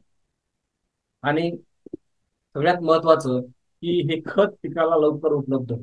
जिथं तुम्हाला कार्यकाळ लागतो त्यापेक्षा खूप लवकर उपलब्ध होतं. तुम्ही तुमच्या ऊसामध्ये अल्टरनेट फ्लो सिस्टमचा वापर करा. मी काय म्हटलं, 72% पाण्यावर आपलं उत्पादन डिपेंड आहे. कसं करायचं बघा, तुमची ही एक ओळ धरा. म्हणजे हा जो ऊस आहे, हा ऊस, हे ऊस समजा हे तुमचं बेड आहे ऊसाचं आणि हे तुमचा दांड आहे मधला, तो किती फुटाचा असेल? काही लोकांचा 4.5 फुटाचा असेल, काही लोकांचा 4 फुटाचा असेल, काही लोकांचा 6 फुटाचा असेल, काही लोकांचा 8 फुटाचा असेल. पण हा 8 फुटाचा 6 फुटाचा हे डोक्यात नंतर ठेवा. पहिले काय करायचंय तुम्हाला, ह्या दोन्ही ओळीच्या मधामध्ये तुम्हाला पाणी द्यायचं. हे तुमच्या मुळे आहेत, हा आतला भाग आहे आणि हा जमिनीच्या वरचा भाग. तुम्हाला आतला भाग दिसत नाही, पण तुम्हाला मी दाखवण्याचा प्रयत्न करतोय. आता बघा, तुम्हाला या सरीमध्ये पाणी सोडायचंय. या सरीमध्ये तुम्हाला काय सोडायचंय? पाणी सोडायचंय. आणि या सरीमध्ये पाणी सोडायचं नाही. पुन्हा काय करायचं? या सरीमध्ये पाणी सोडायचंय, पुन्हा या सरीमध्ये पाणी सोडायचं नाही. असं काय काय होणार आहे बघा, जेव्हा तुम्ही या सरीमध्ये पाणी सोडलं पहिल्या सरीमध्ये, तर काय झालं? इकडला अर्धा भाग हा पाणी घेणार आहे आणि इकडला अर्धा भाग हा पाणी घेणार. पण या दोन्ही साईडला पाणी नाहीये. इकडला अर्धा भाग हा वापसा कंडिशन मध्ये येणार आहे. बघा, जेव्हा झाड हे वापसा कंडिशन मध्ये असतं तेव्हा ते अन्नद्रव्य उचलतं. जेव्हा वापसा कंडिशन जमिनीमध्ये नसते तेव्हा कुठलं झाड अन्न उचलत नाही. आपलं काय व्हायलंय, पिकामध्ये कधीच वापसा कंडिशन नाही. आपण दररोज मोटर चालू करायलो, दररोज पाणी द्यायलो आणि झाड कधीच अन्न घेईन. एकतर पहिले बॅक्टेरियल कॉलनी बरोबर नाही, आपल्या जमिनीचा पीएच बरोबर नाही, ईसी बरोबर नाही, कार्बन बरोबर नाही आणि द्यायचं पाणी सुद्धा बरोबर नाही. उत्पादन वाढेल का? बिलकुल वाढणार नाही. उत्पादनासाठी काय रॉकेट सायन्स लागत नाही. छोट्या छोट्या गोष्टी बदल करायचा, उत्पादन 100% मिळणार. हे मधलं झाड आहे, तर या झाडाला इकून वापसा कंडिशन आहे आणि इकून पाणी आहे. मग झाडाला पाण्याची गरज पूर्ण व्हायली, इकडून अन्नद्रव्याची गरज पूर्ण व्हायली. 24 तास अन्न ग्रहण करायला, पाणी ग्रहण करायला, अन्न ग्रहण करायला, पाणी ग्रहण करायला. जर ही प्रक्रिया सतत चालल्या गेली तर मित्रांनो, तुम्ही 150 टन उत्पादन घेऊ शकता. 100% घेऊ शकता. कारण 72% आपलं उत्पादन पाण्यावर आहे आणि त्यावर आपण फोकस टाकणार आहे. हे काय पैसा लागत नाही. याला काय पैसा लागतो का? तुम्ही पाणी देता, एक आड पाणी द्या. डबल 4 दिवसांनी काय, जेव्हा तुम्ही दुसरी पाणी द्यायले तेव्हा या ज्या दारणामध्ये पाणी दिलं त्या दारणामध्ये पाणी देऊ नका, ज्यामध्ये पाणी दिलं नाही त्यामध्ये पाणी द्या.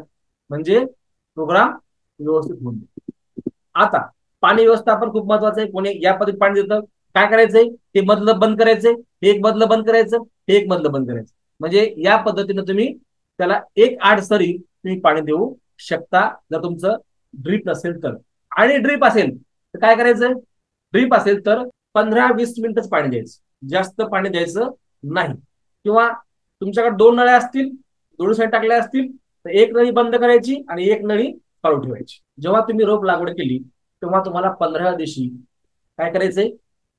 आपल्याला ड्रीप असेल तर ड्रीपने सोडा, ड्रीप नसेल तर तुम्हाला काय करायचंय? ड्रिचिंग करायची आहे. 19 5 किलो घ्यायचे, 22 टीन 250 ग्राम घ्यायचे एका एकरसाठी. आणि पीएच बॅलन्स घ्यायचं. जर तुमचा पीएच वाढला किंवा कमी झाला असेल तर पीएच बॅलन्सर घ्या, अन्यथा घेऊ नका. त्यानंतर ह्युमिक घ्यायचंय 250 ml. आणि याची तुम्हाला काय करायची? ड्रिचिंग करायची. ह्युमिक का वापरायचंय? कारण जे नवीन मुळं आहेत ते वाढावं यासाठी आपल्याला ह्युमिक वापरायचं. त्यानंतर रोप लागवडीपासून 20-25 दिवसाच्या आत आपल्याला 200 लिटर पाणी घ्यायचंय, ह्युमिक किलर घ्यायचंय आणि 2 किलो गुळ घ्यायचंय आणि हे एकत्र ठेवायचंय.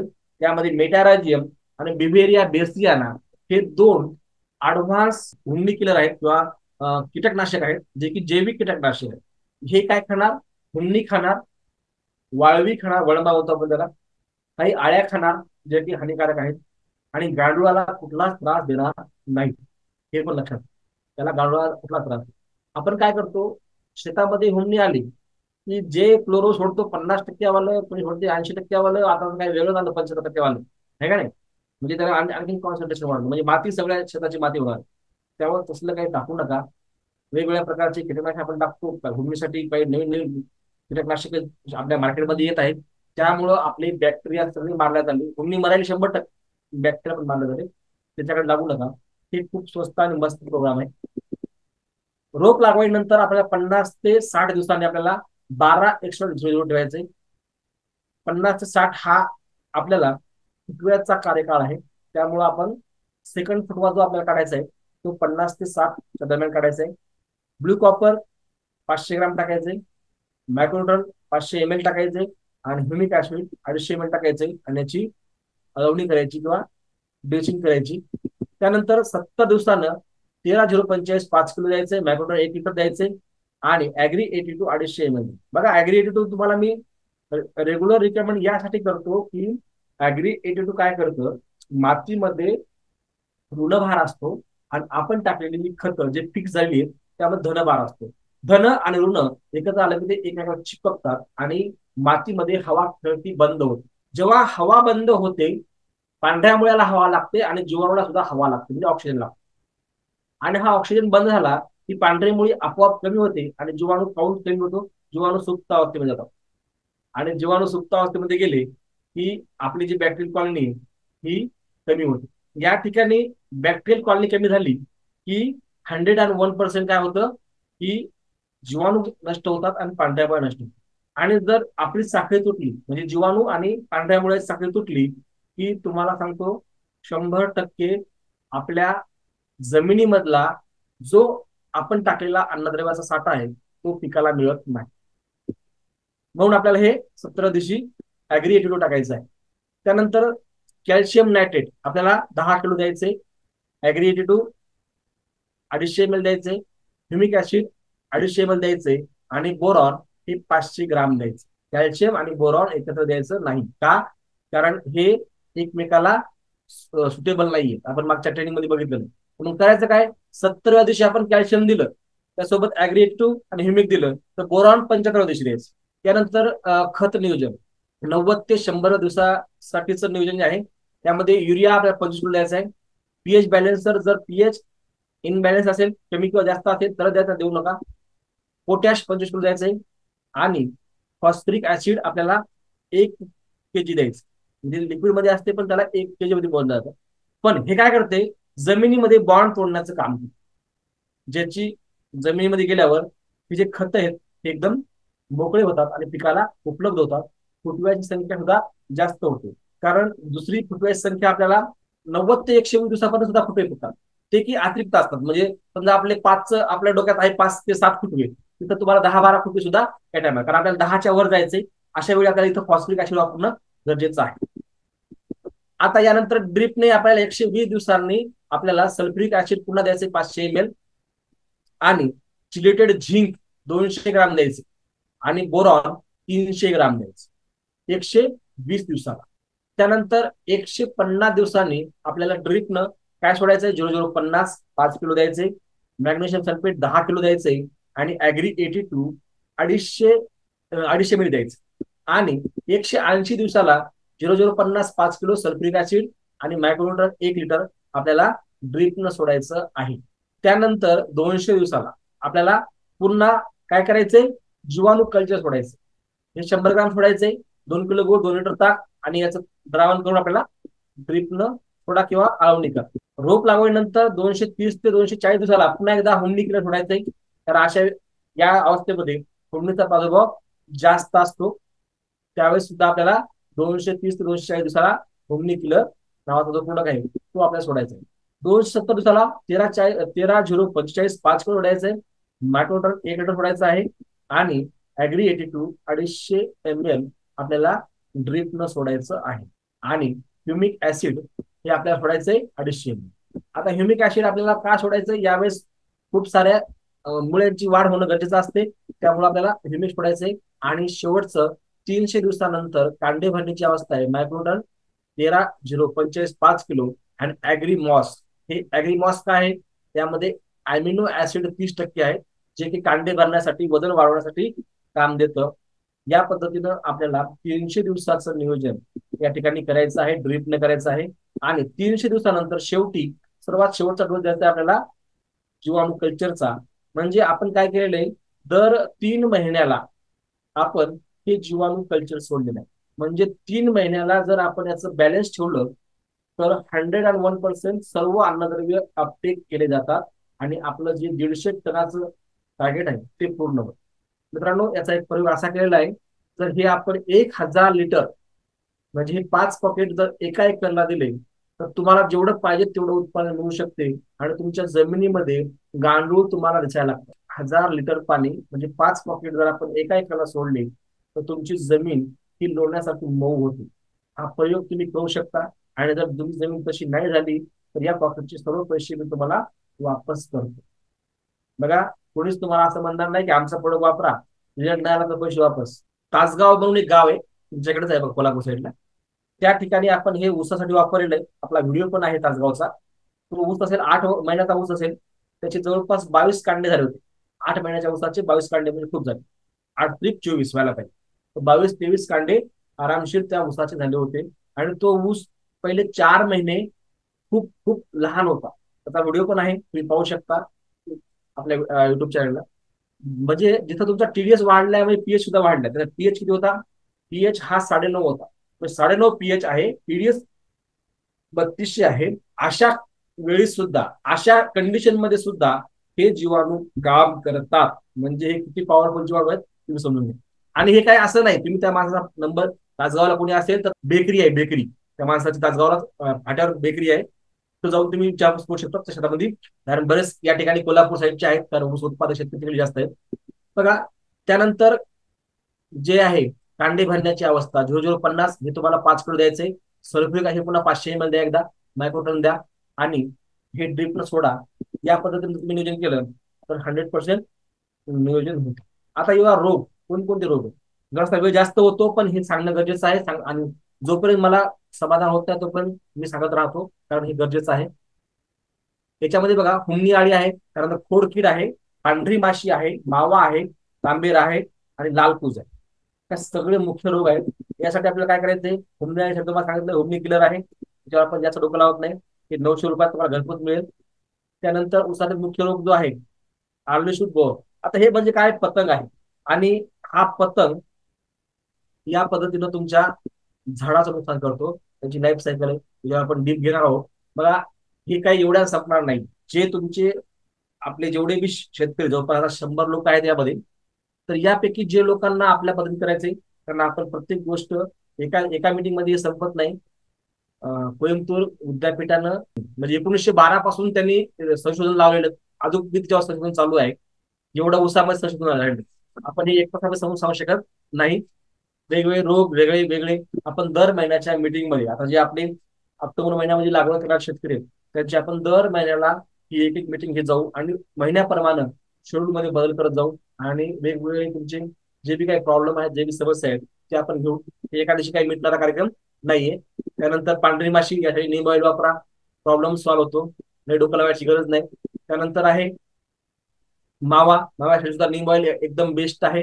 नीम ऑइल मारलं की त्यावर मावा बसत नाही, कुठलीच कीड बसत नाही. तांबेरा असला, ही जी बुरशी आहे, ही बुरशी सुद्धा आपण कार्बन मध्ये लावली आपण, तर हे सुद्धा नष्ट होतो. लालकूज, लालकूज काय ते? ही बुरशीमुळे होणारा रोग आहे. आणि यावर आपण डिटेल घेणार आहोत, कारण खूप वेळ झालेला आहे. बघा, फवारण्या खूप महत्वाच्या आहेत. फवारण्या जर व्यवस्थित असल्या तर कुठलेच रोग येत नाही. यामध्ये आता तुम्ही काय म्हणसाल की सर एवढे सारे बुरशीनाशक आहेत, तुम्ही M45 काढून घेऊन.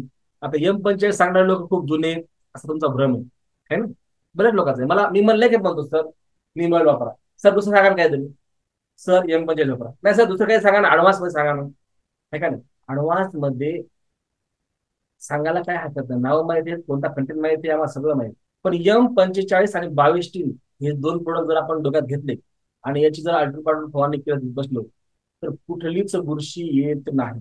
बघा, केमिकल मध्ये M45 आणि जैविक मध्ये ट्रायकोडर्मा आणि सुडोमोनस, ह्या दोन गोष्टी जर तुमच्या जवळ असतील तर जगाच्या पाठीवर मी कुठलीच बुरशी तुमच्या पिकामध्ये येत नाही, हे मी तुम्हाला बॉन्डवर लिहून देऊ शकतो. M45 हलकं समजून घेऊ नका, ठीक आहे. त्यानंतर आपल्याला एखादा मायक्रोट्रन घ्या, चिंबॅक्स फॉर्म खूप चांगला आहे, किंवा मिक्स ऑल घ्या महाफीडचं, ते पण चांगलं आहे. सोबत आपल्या निमधन आणि ऍग्रीएट हे दोन कंपल्सरी ठेवा.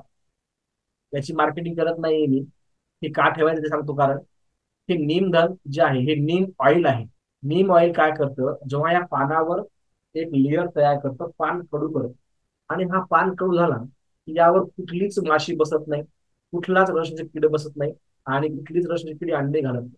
आणि अंडे इन केस घातले तर ते अंडे काय करते? नष्ट होतात.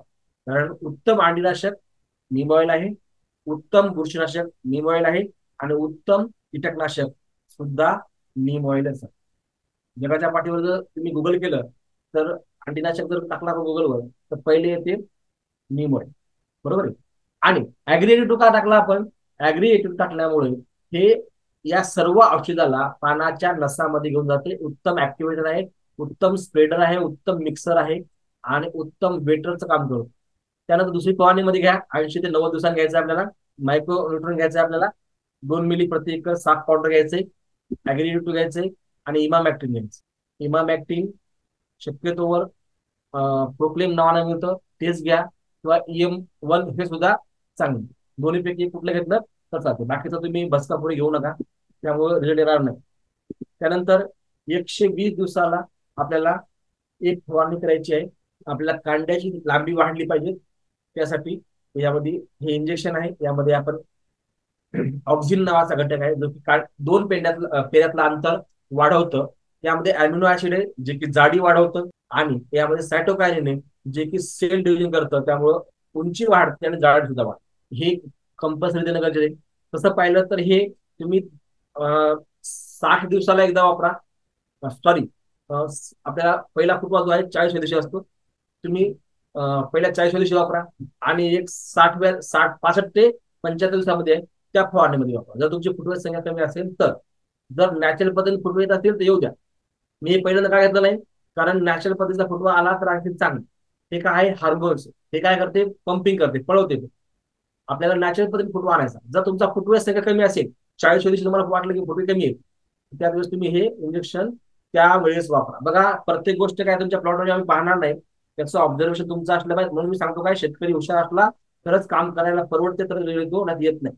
आम्ही काही कुठले ब्रह्मदेव नाही तुम्हाला रिझल्ट आणून द्या. कारण तुमच्या फील्डवर तुमच्या शेतामध्ये काय चालू आहे तुम्हाला जास्त माहिती आहे. आम्ही फक्त सांगणार आहे की असा आहे बाबा, त्या पद्धती कर. ते जर नाही झालं तर तुम्ही जिम्मेदार तुम्ही, कारण मी कोणाचे काही पैसे घेत नाही. त्यानंतर हे आहे प्रोटीन, प्लेन प्रोटीन आहे. त्यानंतर नेटिव्ह वापरा, जर तुम्हाला असं वाटलं खूप प्रॉब्लेम आहे तर. हे फिश ऑइल आहे, हे सुद्धा वापरू शकता. ऍग्री तुम्हाला माहित काय. चौथी फवारणी आपल्या एक स्टार्ट करायची, त्यामध्ये नीम ऑइल घ्या किंवा फिश ऑइल घ्या. बघा, आपण हे का घेतो, हे कडू करून टाकतं. आपल्या फिश ऑइलचा बुगर वास येतो, कुठलंच रसपिड बसत नाही. रोको घ्या, ऍग्रीटो घ्या आणि एक मायक्रोटन. हे छोट्या छोट्या फवारण्या का करायच्या, की पुढे येणारे जे प्रॉब्लेम आहेत ते सॉल्व्ह व्हावे, यासाठी आपल्याला 4 फवारण्या करायच्या. 4 फवारण्यानंतर आपल्याला फवारणी करायची नाही. म्हणजे आपली चौथी फवारणी 160 दिवसाला व्हायली, आपल्याला 4-5 महिन्यामध्ये 4 फवारण्या करून टाकायच्या. म्हणजे एक फवारणी खूप झाली. चला, आता सर्वात शेवटी, फक्त शेवटी आपल्याला काय करायचंय, शेण स्लरी जे आपण ट्रेनिंग मध्ये शिकवतो ती घ्यायची. जीवामृत बनवायचं 200 लिटर दर महिन्याला गेलंच पाहिजे. ऍग्री 250 ml प्रत्येक महिन्यात गेलं पाहिजे. फ्युमिक 250 ml प्रत्येक महिन्यात गेलं पाहिजे. आणि हे कंपल्सरी आहे. आणि यासोबत एक मायक्रोन्युट्रियन दर महिन्याला गेलंच पाहिजे. कारण सूक्ष्म अन्नद्रव्याचं जर बॅलन्स ठेवलं तर NPK बॅलन्स राहतात. त्यामुळं कुठल्याही कंपनीचं घ्या, मी उदाहरण लिहिलेलं नाही, कुठल्याही कंपनीचं घ्या, ह्युमिक सोडा कंपल्सरी. ऍग्री वेस्टेजच घ्या, बाकी तुमच्याकडे मिळतच नाही आणि कोणाही दुकानदाराकडे मिळत नाही. त्यासाठी तुम्हाला रजिस्ट्रेशन करावं लागतं. आणि रजिस्ट्रेशन करण्यासाठी तुम्हाला आधार कार्डचा मागून पूर्ण फोटो लागतो, ते तुम्हाला रजिस्ट्रेशन होतं. तर या पद्धतीनं हे आपण सगळं नियोजन केलेलं आहे. त्याच्या पुढचं काय आता बघा, की यानंतर ज्या व्यक्तीला पूर्ण महिन्याचं नियोजन घ्यायचं, त्या व्यक्तीला आपण कुठलीही फीज घेणार नाहीये. फक्त त्यांनी दर महिन्याला या याच्यामध्ये देणार आहेत. आणि त्यांचं नाव, गाव, पत्ता, किती एकर तुमचं क्षेत्र आहे, हे आपल्याला करायचं आहे. कारण त्या लोकांसाठी मी एक 100 लोकांचा वेगळा ग्रुप बनवून, तो वेगळा ग्रुप बनवणार आहे. त्यामध्ये आपल्याला काय करायचंय, त्या ग्रुपमध्ये आपण काय टाकणार आहे, फक्त लिंक टाकणार आहे. आणि काही कोणाचा काही प्रॉब्लेम असेल त्यावर आपण सोल्युशन देणार. तर समजा आपला ग्रुप ऊस उत्पादक शेतकऱ्याचा ग्रुप आहे, त्यामध्ये तुम्ही संत्र्यामध्ये राहिले, तुम्हाला उत्तर देण्यात येणार नाही. मला माहिती असलं देणार नाही. फक्त त्याच ग्रुपमध्ये तेवढेच लोक राहतील जे आपल्या पद्धत करणार. बाकीच्या लोकांना त्यामध्ये एंट्री पण नाही. जे आपल्या पद्धत करणार नाही त्याला विनाकारण घेण्यात काय अर्थ आहे का? काय अर्थ नाही, कारण त्यांना काय चालू आहे, काय करायचं माहित नाही. त्यामुळं जे लोक रेग्युलर आपल्या सोबत राहणार आहेत त्यांचा आपण वेगळा ग्रुप करणार आहे. आणि त्याला दर महिन्याला आपण एक ट्रेनिंग देणार. आता जेव्हा आपली 15 ऑक्टोबरला सगळ्यांनी लागवड करणार आहेत, सगळ्या डोक्यात ठेवा की आपल्या 15 ऑक्टोबरला लागवड करायची. आणि 15 ऑक्टोबरला लागवड केल्यानंतर आपली 15 ऑक्टोबरला पहिली ट्रेनिंग होणार आहे. मग दर महिन्याच्या 15 तारखेला आपली काय होणार आहे, मग तो वार कुठलाही असो, आपलं वारा शिकणे, आपण काय नोकरी नाहीत कोणाला, किंवा जे नोकरी आहेत त्याला संध्याकाळी 8 वाजता काही काम नाही. तर अशा टायमाला आपल्याला ही मिटिंग घ्यायची आणि या महिन्यामध्ये आपल्याला काय करायचंय बघा ऊसामध्ये खूप साऱ्या गोष्टी आहेत, खूप साऱ्या म्हणजे एवढ्या आहेत तुम्ही कल्पना करता, तुम्ही केल्याही नाहीत कधी. भरणी घालण्यापासून आपल्याला त्याला जीवाणू कल्चर सोडण्यापासून, आपल्याला सेल्स सोडण्यापासून, एनपीकेचा रेशो मेंटेन करण्यापासून सगळ्या गोष्टी आपल्याला दर महिन्यात करायचं, या महिन्यात काय करायचं, त्या महिन्यात काय करायचं, हे पूर्ण तुम्हाला 9 महिन्यापर्यंत आपल्याला या ऊसाला जपायचे. 9 महिन्यानंतर तो ऊस 100% परिपक्व होतो. नंतरच काही डोकं लावायची गरज नाही. पहिले 80 ते 90 दिवस आपले उत्पादनक्षम दिवस असणार आहेत. पहिल्या 80 ते 90 दिवसामध्ये जर तुम्ही माझ्यासोबत राहिला तर तुमचं इथं आलेल्या प्रत्येकाचं 100+ उत्पादन होणार. आणि जेव्हा हे 100+ उत्पादन होईल त्या दिवशी तुम्हाला कळेल की नाही, सरांनी खूप आपल्याला मेहनत घेतली आणि 100. आणि यासाठी कोणालाही फीस मागल्या जाणार नाही. आणि सगळे प्रोडक्ट बाहेरचे येतं, माझं काही नाही. चालेल. Okay. So thank you. Wish you wealth.